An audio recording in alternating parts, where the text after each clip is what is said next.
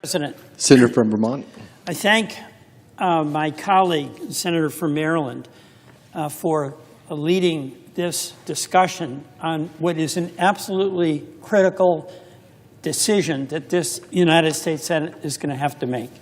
One of the most important things we do is pass the National Defense Authorization Act. That is the moment where, through the committee process and the floor debate, America lays out a pathway to secure the defense of this country against all threats. Extraordinarily important piece of legislation that sets the course for a year. Mr. President, this National Defense Authorization fails to address the critical question that is before this country right now, and that is the war in Iran. It fails to address the changing nature of warfare by spending $500 billion more on weapon systems that are the weapon systems of yesterday. Third, and this is a point my colleague has been making, and I'm going to talk about it very immediately, it outsources to another country those decisions on intelligence sharing and weapons production that should only be made by our country. Fourth, it commits the taxpayers of this country to the obligation of another $500 billion with absolutely no outline of how we're going to pay for it. And this on top of a deficit that is the highest we've ever had in this country. So let me talk about these one by one. First of all, it is absolutely catastrophic what is going on in the Middle East to our economy. We are in a war that was decided by the President of the United States unilaterally to enter into that war. It was done with the expectation that B-1 bombers would be able to blast their way into victory. And it was done without an appreciation or awareness that once the extraordinary power of the U.S. military was applied with weapons that are only ours to deploy, the asymmetric response by the Iranians allowed them to close the Strait of Hormuz, which to this day is not open to the passage of ships. That is having an incredible impact on our economy, on our farmers, on our manufacturers, on the grocery prices, and there's no end in sight. And the fact that we're going to have a debate about authorizing a $1.5 trillion defense budget without having any discussion about what is driving the cost or what is the major defense threat right now, and that is this ongoing war in Iran, is not acceptable. We have the obligation to debate that. And many of my colleagues have indicated already by their votes that they oppose the authorization of warfare in Iran. This NDAA bill comes before us as though that is not even going on. That's wrong. We have an obligation to debate that, and we have an obligation to vote on it. But second, there are provisions in this bill that do outsource fundamental responsibilities and obligations of our military and our national security organizations and our president to make decisions on the basis of what is in our national interest and what is required for national security. My colleague mentioned them. There's provisions in this bill that create a legal obligation for the United States to do information and intelligence sharing with another government and to enter into joint production agreements with another government. When it comes to sharing intelligence, I want our generals, I want our national security officials, I want our president, our chief executive and commander-in-chief, to have unfettered discretion to make those decisions about with whom we share information, what information we share, and under what circumstances, to be our decision and our decision alone. And of course, our military and our national security organizations work very hard to have cooperative relationships with neighboring countries or with fellow countries that are aligned with us on interests. And that can include Israel, as it has at times.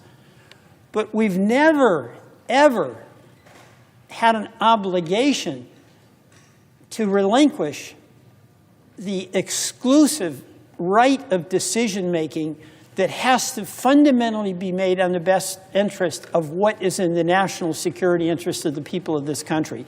We cannot relinquish that right and that responsibility. So this provision that the President, acting through the Director of National Intelligence, as necessary, the Secretary of Defense, shall, subject to applicable law and the protection of intelligence sources and methods, expand and enhance intelligence sharing with the government of Israel. My concern here is less the government of Israel. It's about the national security interest of this country and the unfettered right of our military, national security, and president to make decisions on behalf of the American people and exclusively for what is in the best interest of the national security of this country. That provision has no place in this National Defense Authorization. A third point I want to make is that what we've seen with the extraordinary conflicts in Ukraine, in Iran, in Lebanon, is that the old weapon systems that are so expensive don't win the victories. The drone warfare in Ukraine has allowed them, through their ingenuity, to turn the tide on Russia. The B-1 bombers, the exquisite weapon systems that cost so much money, are not winning the conflict in Iran for the United States. And we're seeing these situations where there'll be a $35,000 drone that is taken out by a $1 million missile. And all of us know that is not a sustainable situation. Our Pentagon knows that. But in the rush to make the adjustment, and I know that people in the Pentagon are trying to make that adjustment, you don't make that adjustment by suddenly coming up with $500 billion where you don't have a plan, you don't have a strategy, and you end up throwing money at a problem without a plan on how to solve the problem. So I've gone through three things here. One, an NDAA that acts as though the war in Iran is not a war that is having an impact on the American people. Number two, outsourcing absolutely critical decisions about intelligence sharing and weapon production sharing that have to be the sole prerogative of the United States, our military, our national security community, and our president. And then third, the failure to have a coherent plan about the extraordinary adjustments that have to be made in the design of weapon systems of the future. And the fourth point I want to make, Mr. President, and I know this is a topic of great concern to you, how are we going to pay for this? We're adding $500 billion to the deficit, and there's literally no discussion about how we're going to pay for it. You know, we have a debate in this body about how to spend money, what the priorities should be. And I'll acknowledge that I am on the side of spending more money on domestic efforts.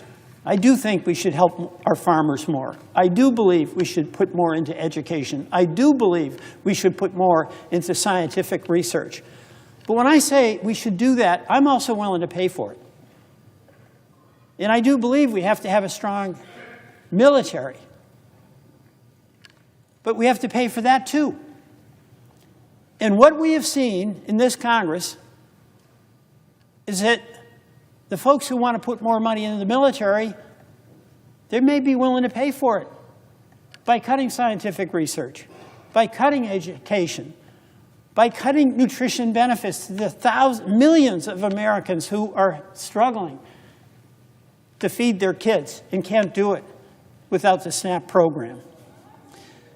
So, Mr. President, there's a lot of good work that's been done by our committee on a bipartisan basis with many of the provisions, policy provisions in this NDAA Act. But we cannot act on the NDAA in a responsible way if, number one, we don't address the war. Number two, we don't absolutely insist on defense and intelligence and production decisions being the sole prerogative of this country and not delegate authority to any other country to interfere with what we believe is in our national security interest. Third, we need a coherent plan to have a production system that focuses on weapons of the future and not legacy weapons of the past that are revered by the defense industrial complex but not effective on the battlefield. And fourth, we have to come to a reckoning that whether it comes to national defense or even domestic programs, they don't pay for themselves. And we've got to step up and accept that responsibility that for far too long we have been ignoring. Mr. President, I yield back.